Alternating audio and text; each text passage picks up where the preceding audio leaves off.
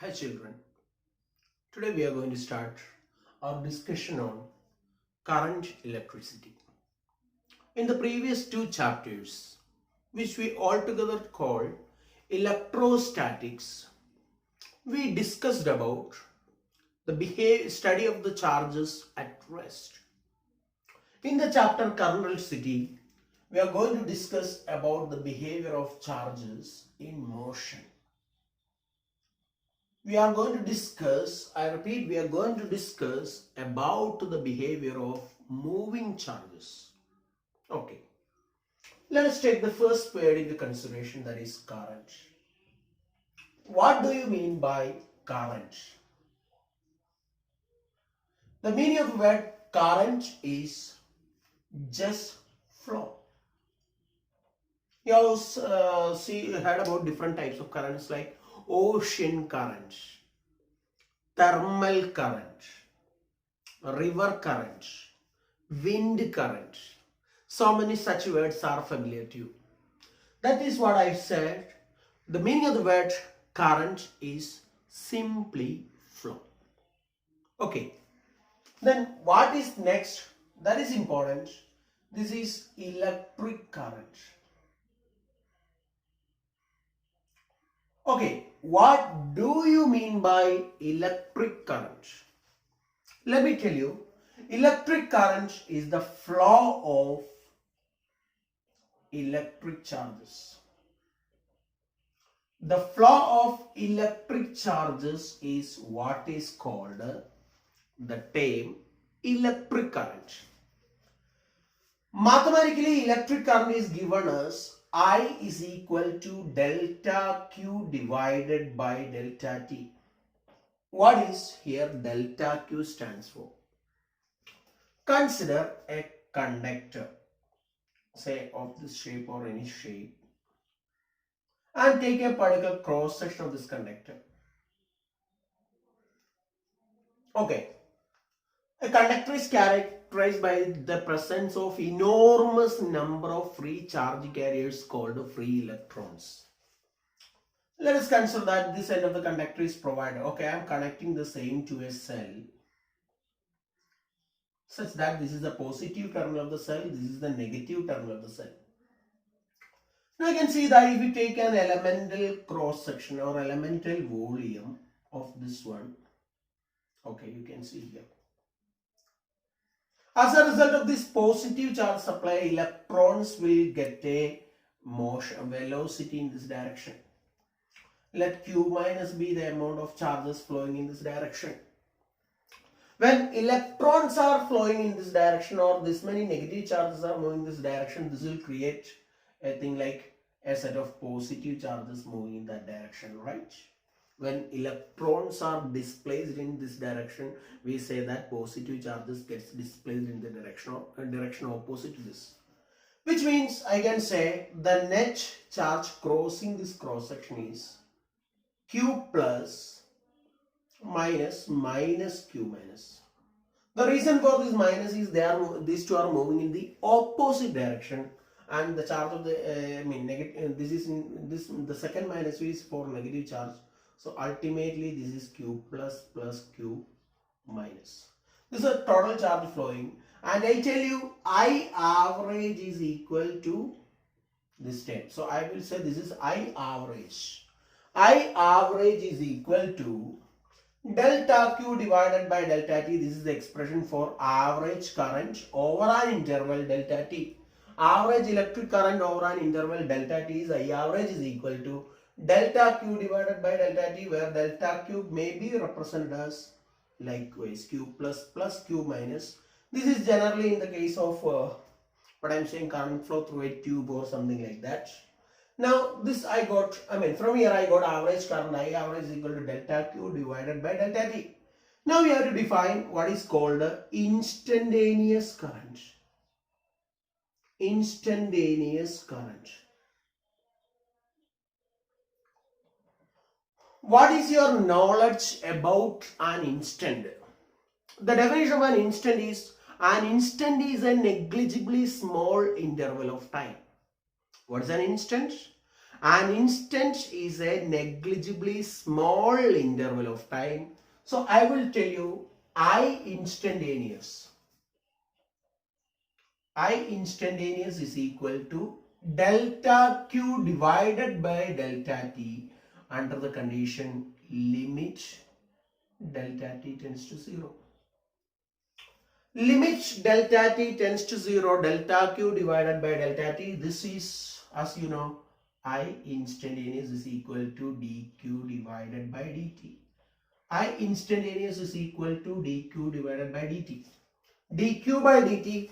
dq by dt represents the instantaneous current. That is current at a particular point of time. And I is equal to delta q divided by delta t stands for average current, that also may be represented as q by t, where q is the amount of charge flowing through a cross section per unit time. Okay. Amount of charge flowing through a cross section, not per unit time. Q is the amount of charge flowing through a particular cross section under consideration. So please understand these two definitions. Okay, now we will consider the SI unit of electric current. SI unit. What is going to be SI unit of electric current? As we know, electric current is a fundamental quantity. SI unit, as you can see, it is ampere. The SI unit of electric current is ampere. I am sorry, A should be small letter when you write unit in full name. This is A. And from the above equation, we can see that 1 ampere is 1 coulomb per second.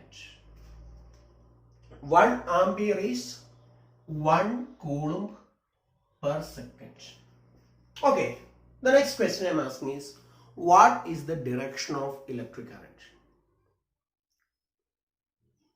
The direction of electric current is generally taken from positive terminal to the negative terminal, as I have shown in this figure.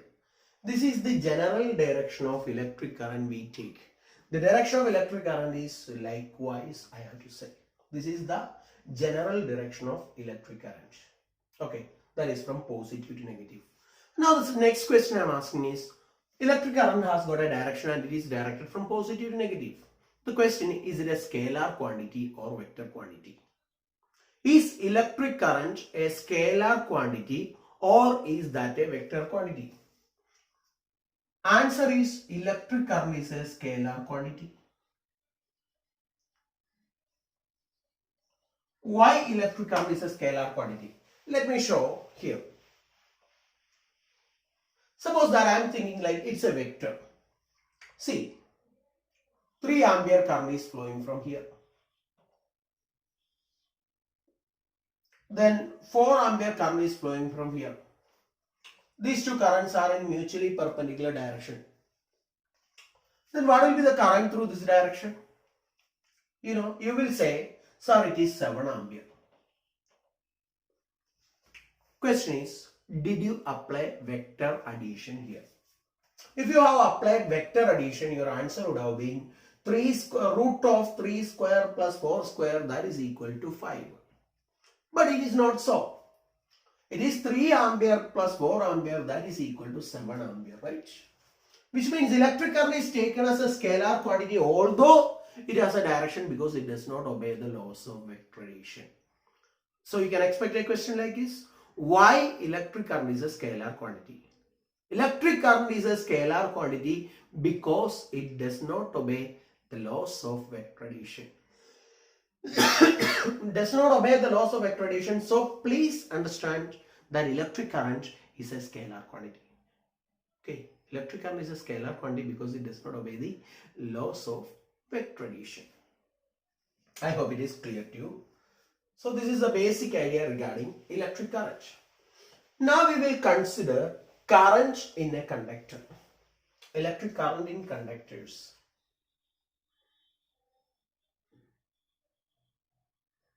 Electric current in conductors. Consider a situation where I place a conductor as such. It's not connected by means of a cell or by means of any supply. Okay. As you know, a conductor is characterized by the presence of, I won't say large, I will say enormous number. Enormous enormous number of charge carriers, right? A conductor is characterized by the presence of enormous number of charge carriers. Enormous means a large number of charge carriers. Enormous number of charge carriers are there in the conductor. Now, when it is not connected, but you can think about a situation that in our house, when the switch is off, fan is not working, bulbs are not glowing, mixer is not working, right? When there is no power supply, we are unable to see cricket. Why not? Although these many electrons are there in the conductor. Answer is current is equal to 0. Why current is equal to 0? Although there are enormous number of charge carriers. The answer is they are moving in random directions. These electrons are moving in random direction. Consider a path of an electron. Say here, this electron may be first moving likewise. It undergoes a collision with other ions. Then it will move in this direction. Again, don't think that it will move that much. As it is moving likewise, then it undergoes a collision. Then goes likewise. This goes likewise. This goes likewise. This goes likewise. Likewise. Now what I am trying to say is that this electron has got a velocity. This electron has a velocity of random motion. But when it is averaged over a time, for not only for this electron, when you take it for all electrons that are averaged over a time interval, the average random speed of electrons is 0. Average random velocity, not speed, I am saying velocity as well as speed, is equal to 0, and it does not contribute any current. The average random velocity of motion of electrons is equal to 0, and it does not contribute a current in the absence of an external supply voltage. Yes. Now the second question comes. What happens if the same conductor is connected to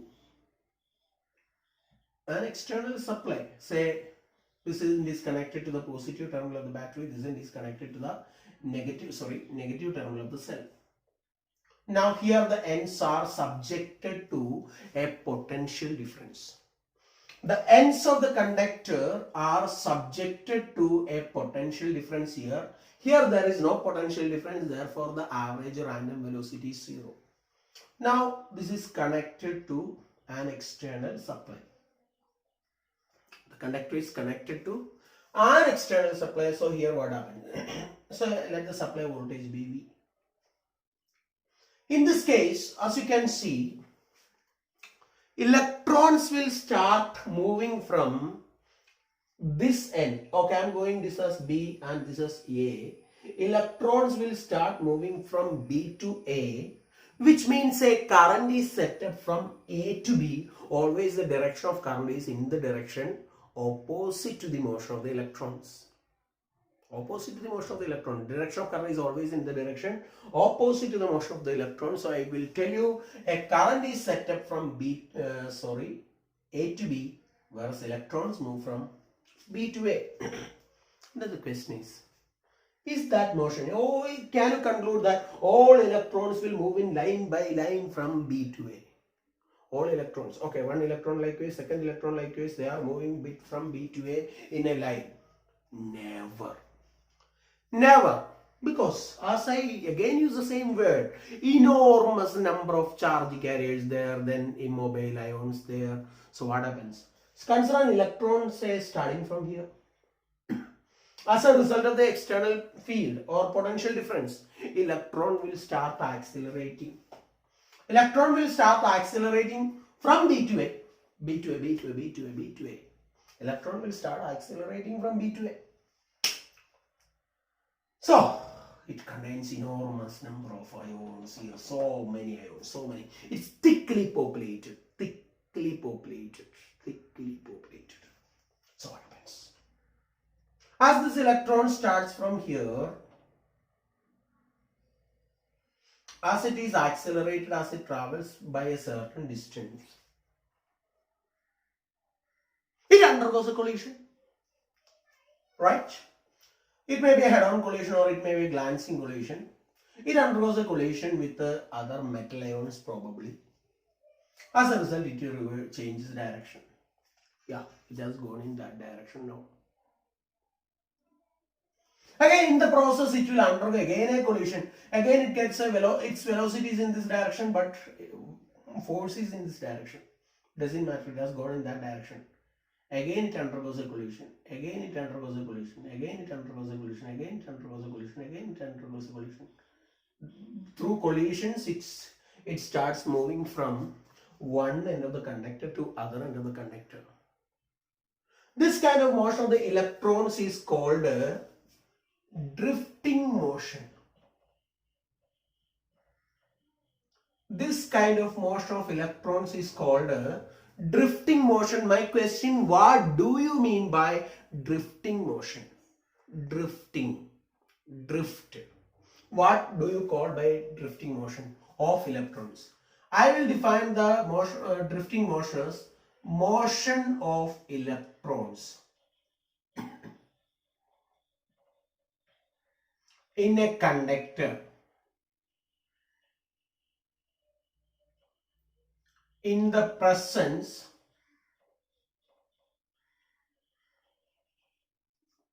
of an external electric field. External electric field by undergoing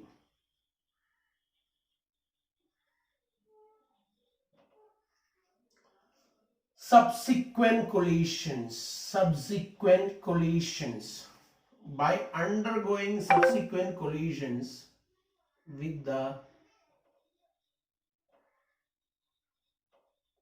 metal ions. The motion of electrons in a conductor in the presence of an external electric field by undergoing subsequent collisions with the metal ions is called drifting motion. Then the next question which we have to discuss is, what do you mean by drift speed? Drift speed. I will define drift speed as average speed with which electrons drift in a conductor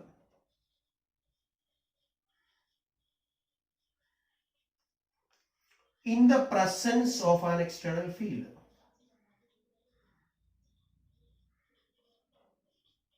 In the presence of an external electric field is called drift speed. The average speed with which the electrons drift in a conductor in the presence of an external electric field is called drift speed. Now the question, what is the magnitude of drift speed? If Vd represents drift speed, the magnitude of drift speed is of the order of 10 raised to minus 4 meter per second. The average speed of drift speed is about 10 raised to minus 4 meter per second. Now the question I am asking, suppose consider a conductor of length 1 meter. What will be the time taken by an electron at one end to reach to the other end? Time taken by an electron at one end to reach at the other end if the average drift speed is this value. We know the formula for time is L divided by Vd.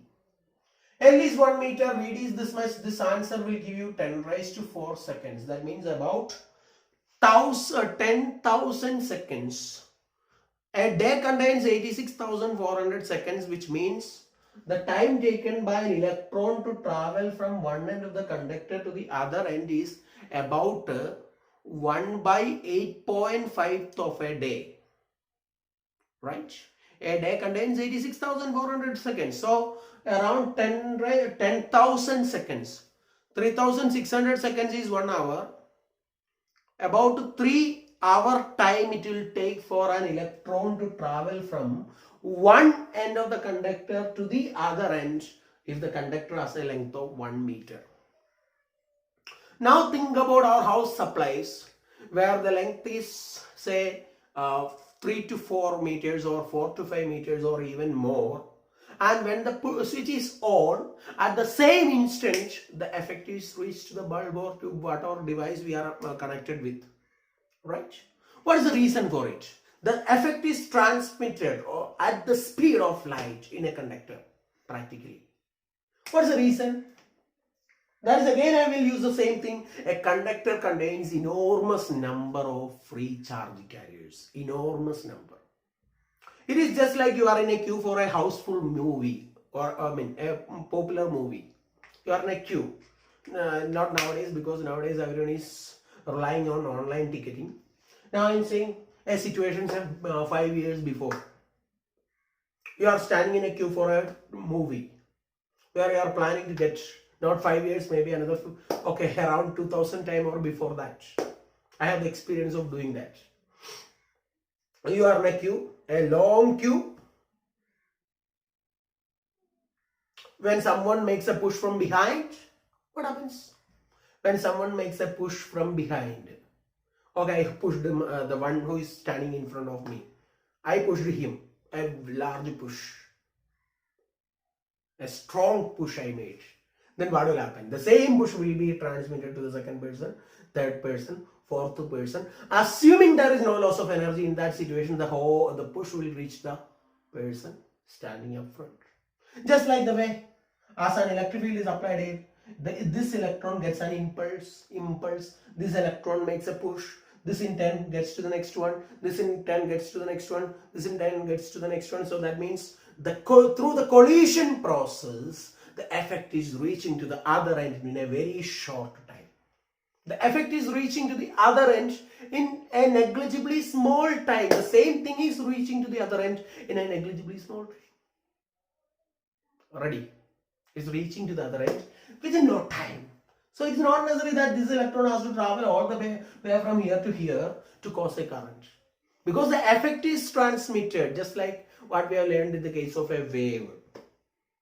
The effect is transmitted from one end of the conductor to the other end of the conductor in no time. That is the thing I have to say. The same effect is reaching to the other end. Already. Okay. Now let me tell you. This is a situation I have to say. It's not necessary that this electron has to travel from one end to the other end. Now the second question I am asking. What is the path of these electrons inside a conductor? Path of these electrons. Is it a straight line? Or is it a curved path? The path of electrons inside a conductor is generally curved. The path of electrons inside a conductor is generally curved. Don't worry, let me explain. Consider a situation where this conductor is connected to a supply, like this. So this is the direction of electric field. It is parallel to the length of the conductor. This potential difference is V. If L is the length of the conductor, I will say the electric field is potential difference per unit length. So this is V by L. Okay, ready? Now let me tell you, the direction of electric field is like this. Okay, if an electron whose velocity in this direction, this is the direction of the electric field, this is the direction of the velocity of the electron, This electron will be accelerated by the equation QE by M, or rather EE by M. This is the acceleration of the electron because we know that force is EE. Force by mass is acceleration. Since velocity, the force on the electron, this is the direction of the electric field, the electron experiences a force in the direction opposite to the electric field. Sorry. So both velocity and force are in the same direction. In this case, the path is going to be a straight line. Okay, fine. Now let me take the next situation where the velocity of the electron is likewise. That means electric field and velocity makes an angle. The electric field and velocity makes an angle. In this case, what is going to be the path of the electron? It has got a component in this direction. It has got a component in this direction. Velocity will have a component, say Vx, Vy. Here, the force on the electron is in this direction, right? Force on the electron is in this direction. So in this case, Vx will be accelerated, Vy will remain unaffected. It is just like a projectile. In this case, the path of the electron is going to be a curved path. Okay. So that is the reason why I said the path of electron inside a conductor in the presence of an electric field is what? It is generally curved. The path is generally curved because it is not necessary that all electrons should move in the direction of electric field. Not necessary, not only not necessary, it is impossible that all electrons will move in the direction of electric field because it undergoes too many number of collisions inside the conductor. We need it later. Now we are going to discuss about, or we are going to consider the expression for the drift speed. A lot of confusions generally come with this, but we will stick on to the NCERT definition. So expression for drift speed. Expression for drift speed. Now consider what is drifting motion is all about. It is the motion of electrons inside a conductor in the presence of an external electric field by undergoing subsequent collisions with the metal ions. Okay. Let us consider that. The force on the electron, magnitude of force on the electron is E by m. Magnitude of force is what I have written. In textbooks you will find a minus because the force is opposite to the electric field is what it means. I repeat, in textbooks you will find a minus. The reason for the minus is force experienced by an electron is opposite to the direction of the electric field. I repeat, force experienced by an electron is opposite to the direction of the electric field. That is the reason for minus. The force on the electron is E by m, that is equal to ma. Oh sorry, E and that is equal to ma. No, m here. F is equal to QE, that is equal to ma. I have written magnitude of the net force. Magnitude of the net force is E, that is equal to ma, or A is equal to E by m. The acceleration of a charge inside and external inside the conductor is E by m. Let tau be the relaxation time. Relaxation time. What do you mean by relaxation time? It's a new word that we are learning here. Relaxation time is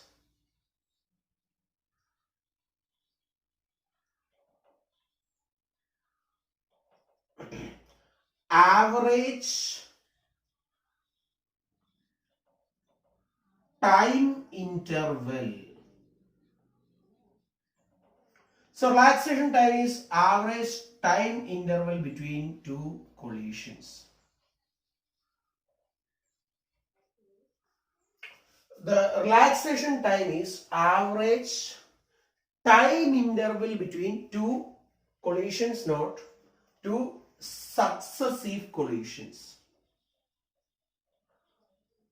So relaxation time is defined as the average time interval between two consecutive collisions or two successive collisions.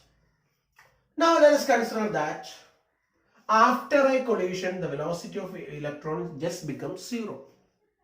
In that situation we will use the formula V is equal to U plus AT. Here V is the drift speed. And we are considering that situation where the electron's velocity is just lost in that process, which means we take U is equal to 0. Plus, what is acceleration? E by m into tau. Tau is the relaxation time. We take drift speed as average speed between two successive collisions. Between collisions, let us assume that it moves with that speed. From here we are arriving at the answer for drift speed as Vd is equal to